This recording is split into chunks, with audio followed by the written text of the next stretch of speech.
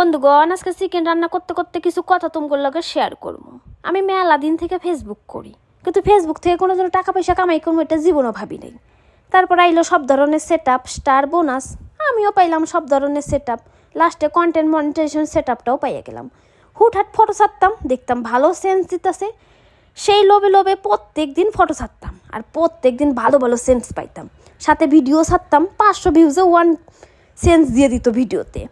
যাই হোক, এমন করতে করতে আমি 4-5 মাস পর প্রথম পেমেন্টটা পাইয়া গেছি ফেসবুক থেকে। এখন প্রথম যখন পেমেন্টটা পাইছি সেই আশাতে আবার কাজ করা শুরু করলাম। প্রতিদিন ফটো ভিডিও ছাড়ি। 2-3 মাস ঠিক ছিল, তারপরে হঠাৎ করে দেখি ফেসবুক বেইমানি করতেছে। 2-3 হাজার ভিউজ ফটোতে, কোনোটাতে 1 সেন্স দেয়, কোনোটাতে দেয় না। আর ভিডিও তো 1000-এর উপরে গেলেও কোনো ধরনের টাকা পয়সা সেন্সমেন্স কিচ্ছু নাই। বুঝতেছি না ফেসবুক আমার উপরে এত খেপা গেল কেন।